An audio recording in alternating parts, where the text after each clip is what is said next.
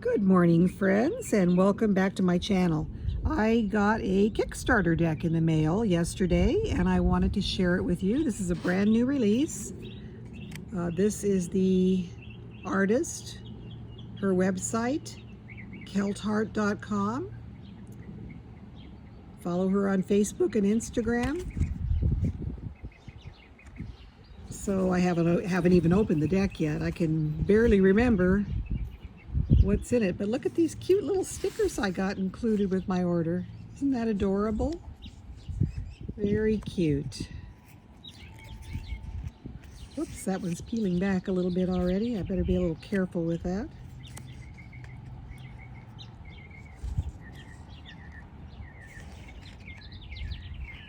Got symbols of the elements there and larger symbols of the elements, so very cool. So let's dig right in. Let us dig right in. I can't wait. I have too many tarot decks, but oh well. I don't have many other vices. I don't smoke. I don't drink much. So tarot decks is it for me. I don't buy a lot of clothes. You know how it is. You've got to kind of justify it to yourself when you spend money on frivolous things, like decks that you don't really need, but you really, really want. Okay, so this is the Elemental North Tarot, 78 card deck, complete guidebook, a unique reimagining of the writer Waite-Smith deck, incorporating astrology, Norse runes, ancient elements and principles into visual expressions with vision and concept from C.A. Mallad and the artistry of Amanda Noteman. Came together to create this exclusive deck. Really, really nice box here. Glossy. Very stylish with the black and white. I kind of just love that color theme where you've got the black and white and a little bit of color pop in there. That sort of appeals to me. That was part of the appeal of this deck. So here is the front of the box. We've got moon phases, we've got symbols of the element water, similar to a cup. We've got water in here, we've got like the moon, dogs howling at the moon. So I'm presuming this is the moon card that's represented on the front of the box here. Don't know for sure, but that would be my guess. Oh, how sweet. She signed it. We've got a little black book, Elemental North Tarot, copyright 2022. Let's see what we have in here. Information, a little bit of information on each card. And no illustrations other than the signs of the elements. So a little bit of basic information on all the cards, some spreads, numerology associations. Oh, I love that, because that's how I read tarot, is through numerological associations combined with the elements. Nice, I think I'll keep that kind of handy. Astrology associations. Now that I don't get too involved with, but if you want to, it's here. Information on the astrological signs of the zodiac. And I'm presuming these will be on the cards as well. Runes, oh good. Information on the Elder Futhark. Oh gosh, I love runes and runology. Love to study the runes. So a little information on each of the Elder Futhark runes.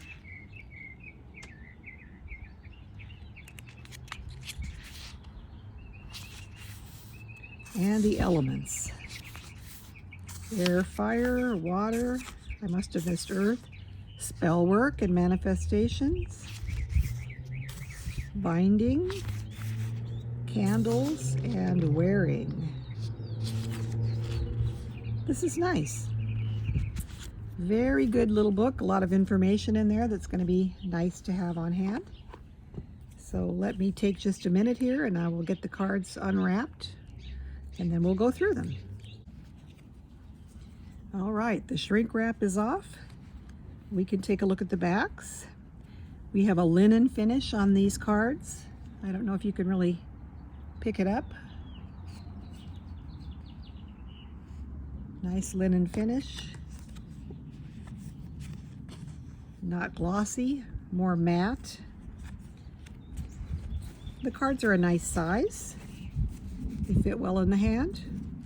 They're not too large for riffle shuffling. I'm not going to shuffle them right away because we want to take a look. And I kind of like that they have this sort of a used look to the cards. They have a distressed appearance. They've got a little bit of off-white coloring here around the edges, so that's kind of cool. It helps keep them from being quite so stark. These are kind of stark images, line drawings and so forth, and I like that the cards themselves have a little bit of this aged look to them. So let us travel through the cards together. I'm going to read you just a little bit from the book and explain to you some of the symbols that we see. So starting with the Fool card, the symbol behind, the elemental symbol, represents air. The Fool represents taking a blind leap of faith. The mouse is climbing the rose without notice to the snake that awaits the top of the blossom, and the snake is enticed by the mouse, and he doesn't notice the hawks swooping behind him. It's a cautionary tale to keep your head on your shoulders. The Magician is represented by the symbol of earth. We've got all the magical tools there. The athame or sword, the candle with fire, pentacle, and the bowl representing water. Lemniscate on the bowl. That's a really pretty magician card, signifying the ignition of the magic in all of us to produce the world we desire. He has all the tools required. The High Priestess with the symbol of water behind. Exceptionally beautiful card. I love those pomegranates. A character that knows her place in the world and is not going to bow her head to anyone. She has mastered her craft completely and is not necessarily going to give all of her secrets. Intuition, the inner voice, and spirituality. Beautiful, beautiful, beautiful.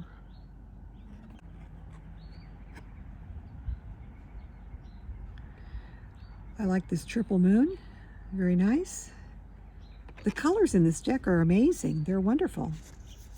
Moving on to the Empress, and we've got the symbol of earth behind her. It's a very earthy card, as you have noticed, symbolizing fertility, motherhood, creation, nurturing, and nature. The pomegranate symbolizes the pregnant female. So really nice. I love this. The wheat, the grapes, the flowers. Great card.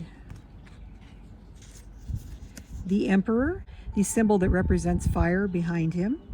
The symbol of masculinity, action, fire, order, and aggression. We've got the ram's horns for Aries. Nice.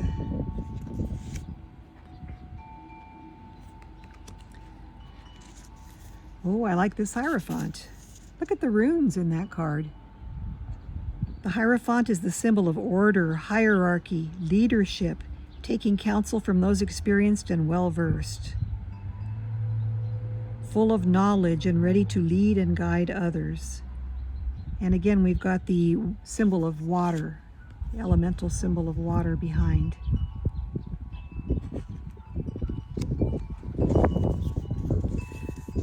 The Lovers with the symbol of air behind. All about choice and unions. This is most commonly associated in a romantic sense, but the card goes much deeper than that. Here we have chosen to use falcons to depict our lovers. They are associated with the Norse goddess of marriage and love. Oh, wonderful. They are also like many birds in the animal kingdom and mate for life.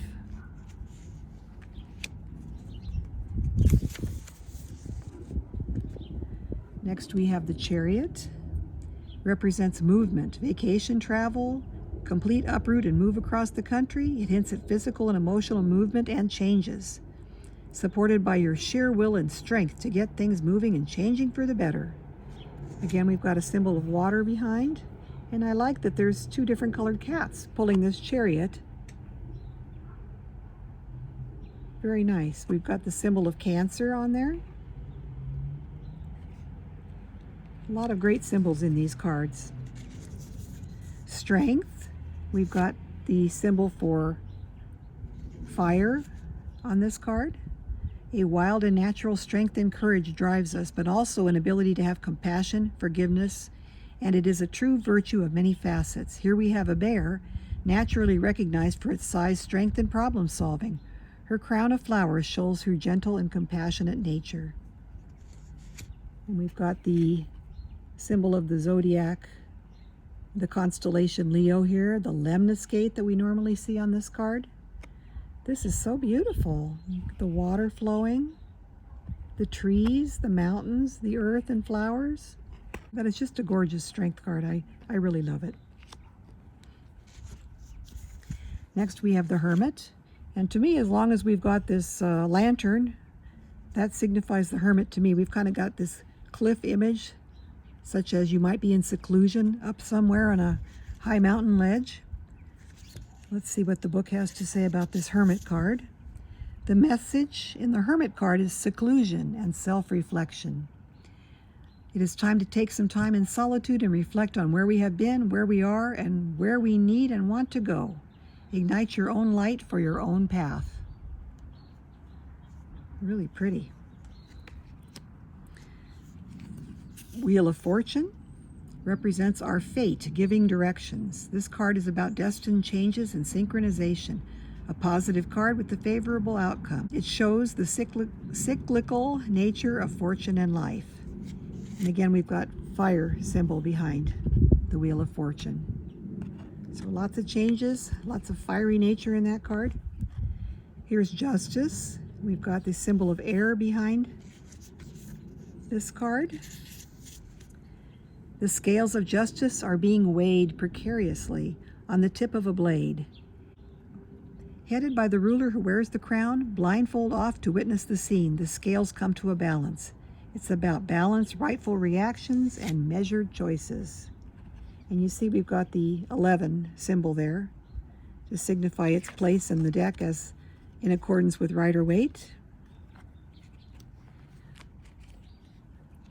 The Hanged One. That is just beautiful. Look at the greens and yellow and blue in that card. Teal, kind of a teal blue.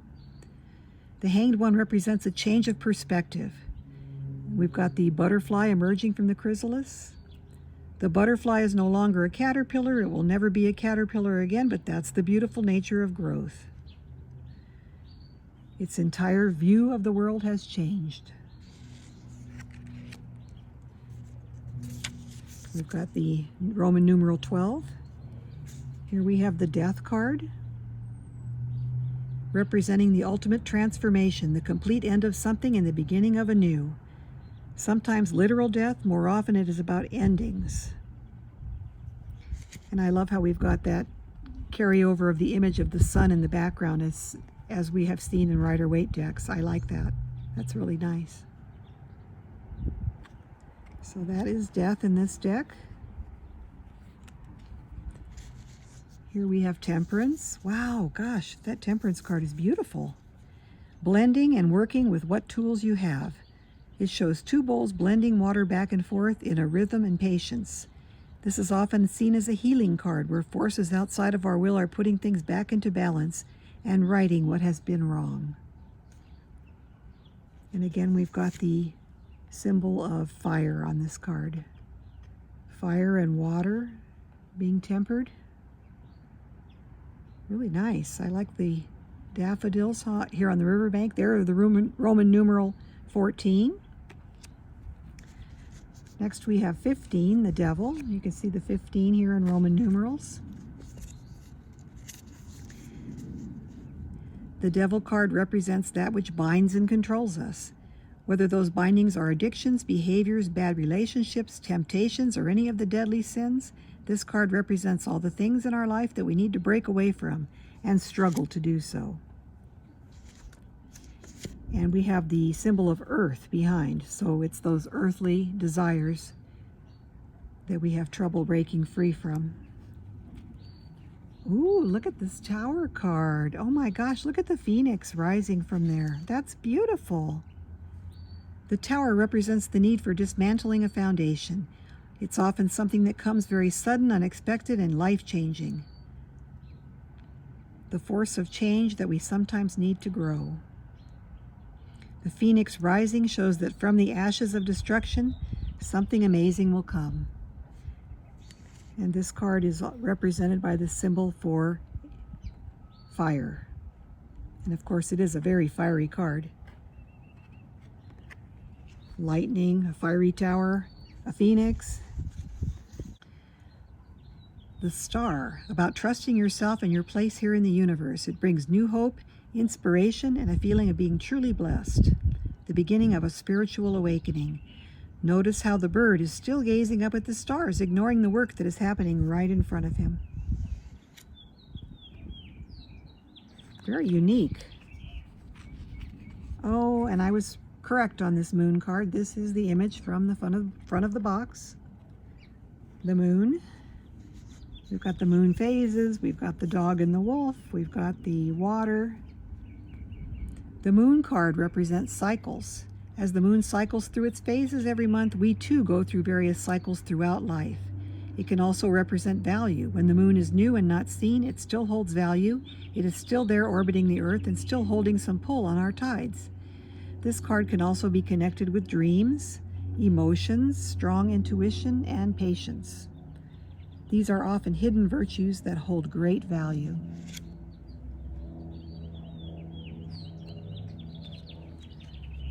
Oh boy, look at the sunflowers for the sun. Nice. Can't get much better than that. The sun card brings all things positive. There is no negative side to this card. As long as one can hold patience and be vigilant, there will always be an assured outcome. 19 in Roman numerals. Here we have card number 20, Judgment. About your time of reckoning and aligning yourself with your calling. We have gone through all the sages lined up in the major arcana to bring us to this very point of realization of what we are being called to do. It is time to accept your position and stand firmly and proudly in it. You are being called to do this work set before you. Let old habits and thought paths die away and step into this newfound power and live in oneness with yourself. So there's the horn, and there are the flowers rising from the earth. That is the lovely depiction of the Judgment card. Very nice. Oh, look at the world. It's got the different seasons here on this wreath. Spring, summer, autumn, and winter. Number 21. The world is the last card of major arcana. This is it, we made it. We have passed through every stage and are exactly where we need to be. We are complete within ourselves, and we are all seasons. We are all parts of the fruit. This is an ending, yet only beginning. Beautiful. Okay, then we'll move into the minor arcana. Now we will notice that all of the cards in the suit of pentacles will have this symbol behind, which is the symbol of earth. It's an upside down triangle with a line through. So here is the Ace of Pentacles.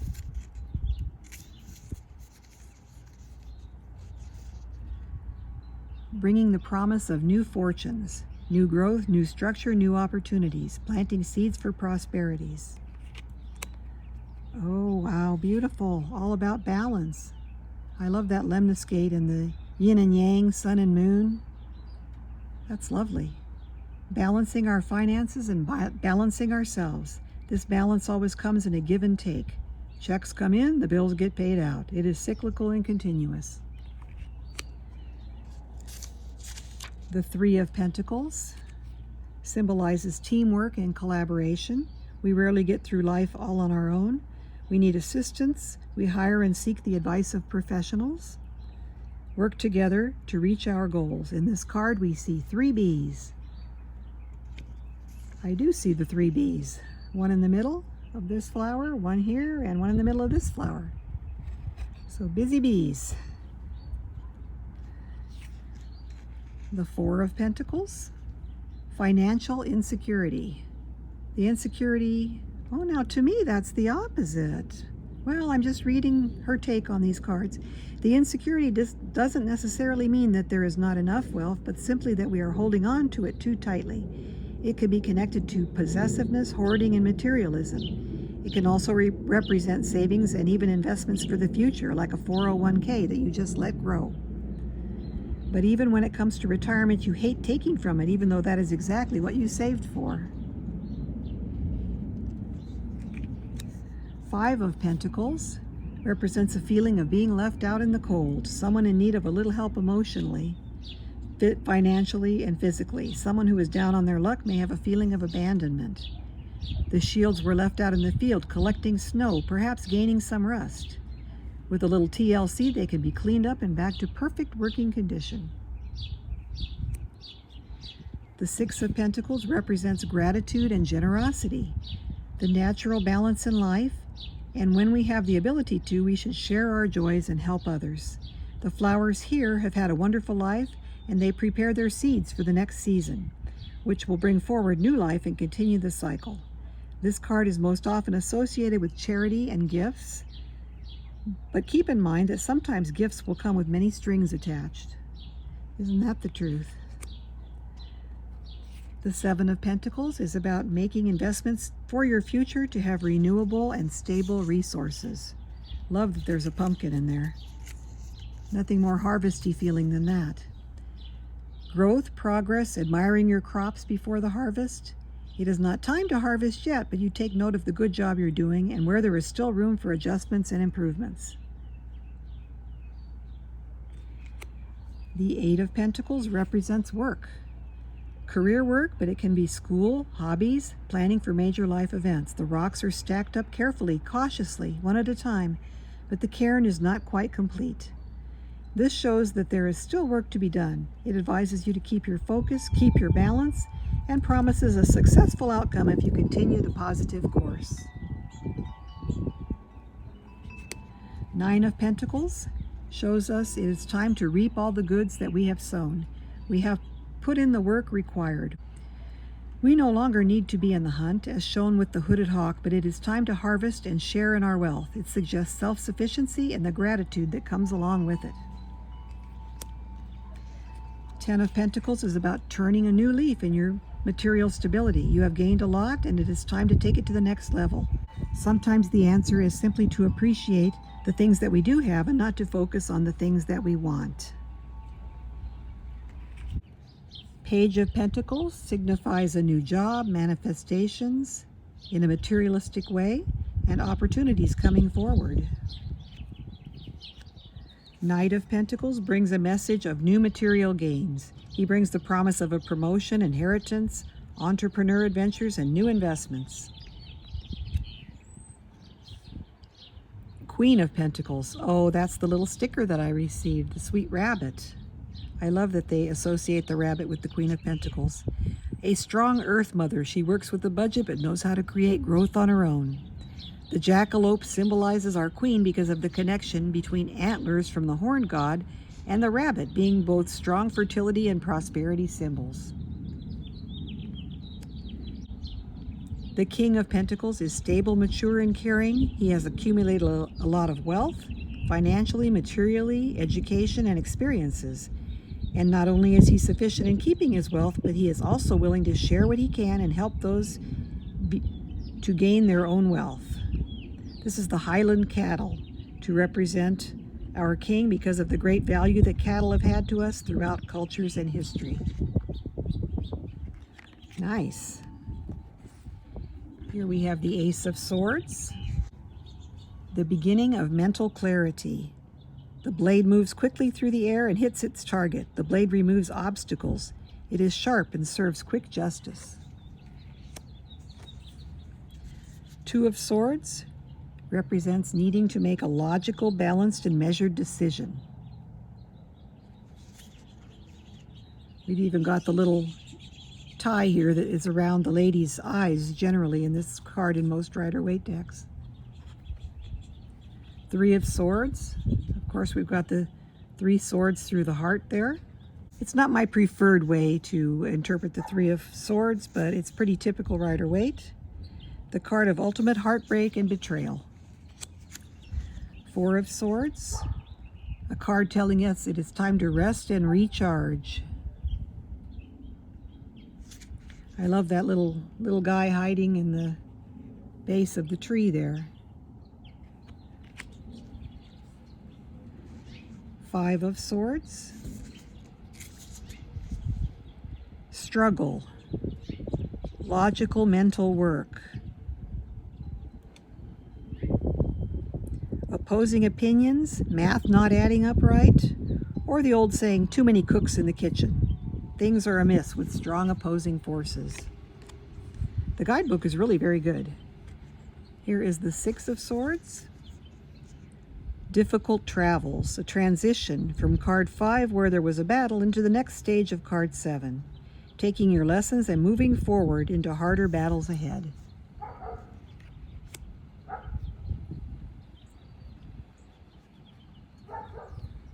Seven of Swords.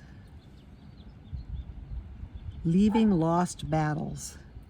We don't win them all. We don't need to always be the victor. A love of life lessons are learned the hard way and by losing. So pick up what you have learned, gather your wins, and move forward smarter for the next battle that will come. The Eight of Swords.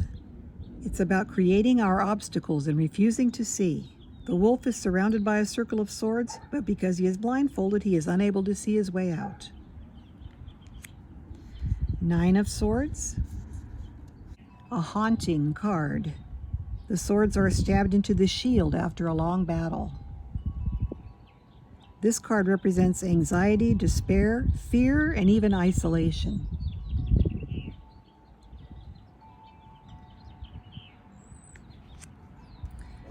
Ten of Swords. It's about choices. Much like the Nine, the coyote has been injured due to the swords.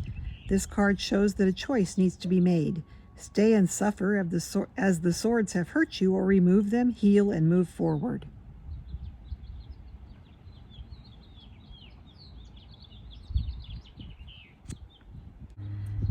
The Page of Swords is full of life and energy. It shows a swift, chatty, and witty nature and bravery to stand against the storms. It holds the energy of an unlearned youth, something that tends to come with defiance, curiosity, and determination. Knight of Swords represents a person or a situation that is direct, ambitious, and daring. Can also be stubborn and relentless. The Queen of Swords rules swift and justly. She is well balanced and does not waver in her rulings. She comes with great wisdom as represented by the owl. She is loyal to her community and well versed in her knowledge. The King of Swords is a just and fair ruler, level-headed, honest, and swift at making decisions, but he does so in kindness. Unlike his Queen counterpart, he takes time to be fair and forgiving, understanding that sometimes the just decision is forgiveness and helping where it is needed, regardless if it has been deserved. He represents mental clarity, maturity, truth, and authority. Moving into the Suit of Wands, all represented with this fire symbol, as the swords were all represented with this air symbol. So now we're moving into a different suit. Ace of Wands, or Ace of Fire, stands for ignition and action, bringing forth fire and passion in life. That is the maypole that celebrates Beltane to symbolize all the potential, excitement, and ignition of the fire within us all. Well, that's really nice. I like that. Maypole. Two of Wands represents the planning of a new journey. Half of the time is spent daydreaming about where we wish to go. The second half is putting dreams into plans and making tangible plans. The Three of Wands represents foresight, confidence, and planning. The family or friends come together to share ideas and make plans around the campfire. You're taking practical action into the next step from the Two of Wands. The Four of Wands represents the building of a safe and happy foundation and structure to your life. There is camaraderie with the people in your circles, and you are on the same page, looking to the same successes. That is very pretty. I am loving this deck. Five of Wands. The fives are about the upset of imbalance. The two ravens are fighting over the structure of the four wands and where that fifth wand belongs. Opposing opinions, arguments, conflicting schedules are among the potential imbalance implied by the Five of Wands. There's more, but I'm not obviously going to have time to read everything to you, but just to give you a feel for the cards. The Six of Wands represents a celebration. It brings the image of victory over the struggle in the Five of Wands. This is a midsummer celebration. Things are finally settled and we can enjoy our success and move into the next step. Seven of Wands is about challenges and competition. The positive is not that you are holding the upper ground, it is your challenge to keep that upper ground and succeed.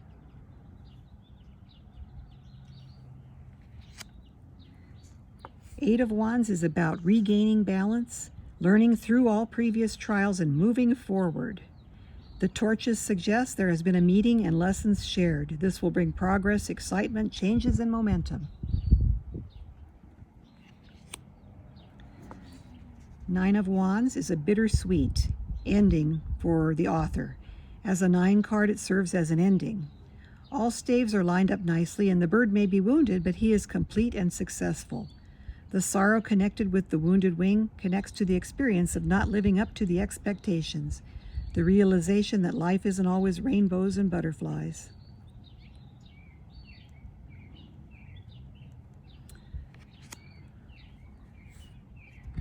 Ten of Wands represents the end of one cycle and the turn to a new one. This Ten of Wands shows a new path laid out in front of you, decorated with pikes and skulls. These represent the lessons learned, guiding you on your path moving forward. Wow, this Page of Wands is beautiful. The Page of Wands represents the first step in mastering a task. Sometimes that first step is in quiet contemplation and organizing, like the fox sleeping. Sometimes that first step needs to be a brave one, like the mouse starting to climb the staff. Oh, I can see the mouse down here. Way down there at the bottom of that stave. The Knight of Wands brings the flame forward and is full of energy, passion, adventure, and impulsiveness, brave and adaptable, but at times reckless. The Queen of Wands. Oh, we've got the black cat and the sunflowers. That's just perfect. That's all I need for a Queen of Wands. The warm fire at the heart of the home. She is comforting, practical, and controlled. She rules justly, but with kindness and helpful intentions. The King of Wands represents leadership. He is a capable figure of strength without being controlling. He lights the way in aid instead of tyrant ruling.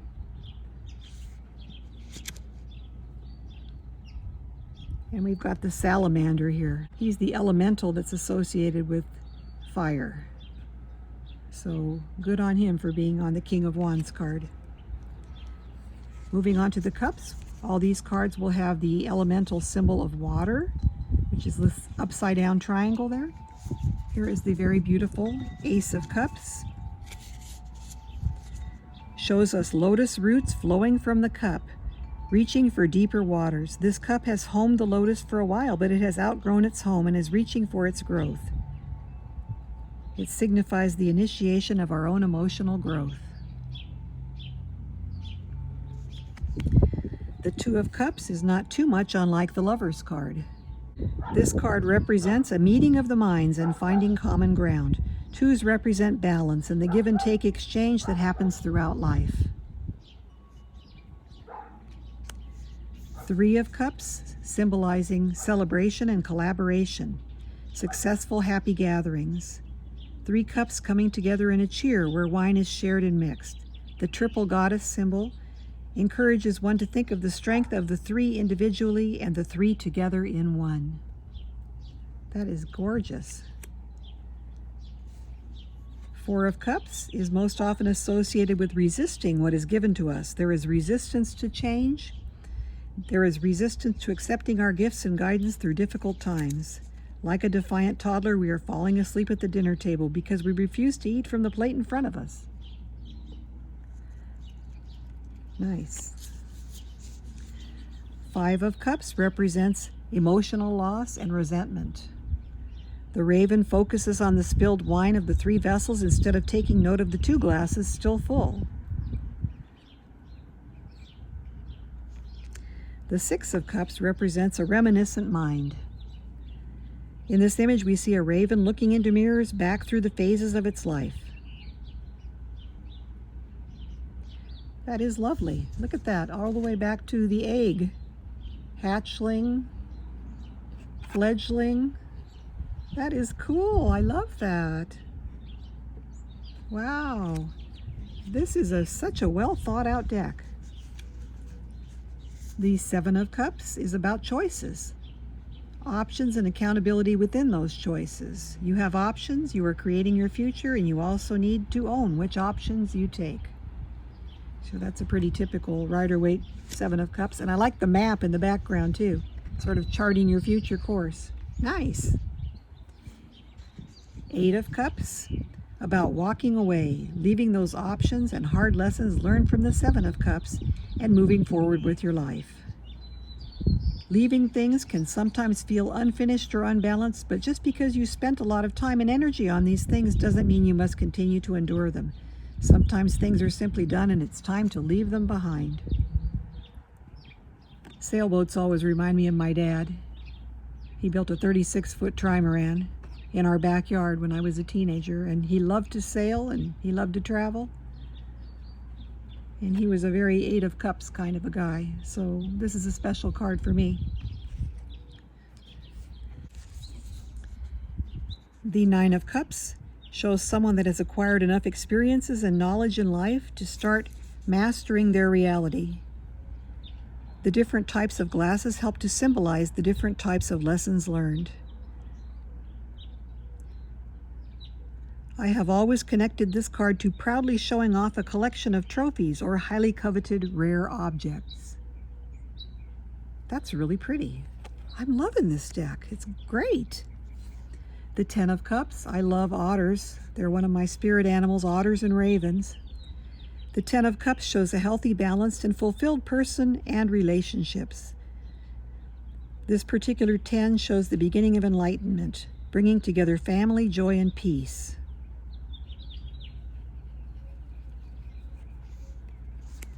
Page of Cups, new creative ideas, new or strengthening intuition, curiosity, and possibilities.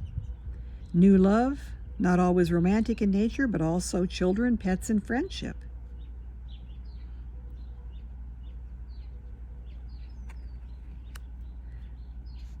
The Knight of Cups is associated with the knight in shining armor.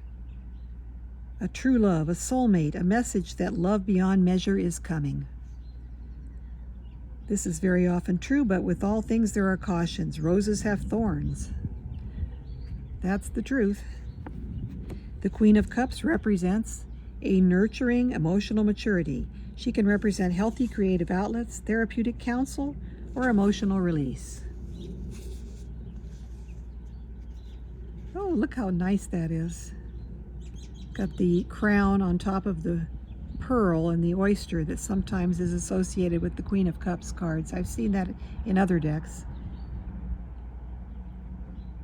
Just beautiful. The King of Cups symbolizes emotional growth, balance, and nurturing to help others. He is sound, rational, and empathetic, strongly intuitive, connected, and aware of the needs of others. His crown is on a conch shell. So that is the Elemental North. I think it's gorgeous and beautiful. I love this deck. I like the cardstock. It's got kind of a nice finish that it won't, I don't feel like it's going to give at the edges. It's very sturdy in the hand, and it doesn't stick. It glides nicely. So with that, I will say goodbye, and we will talk to you all again at the next video. Take care. Have a great day. Bye-bye.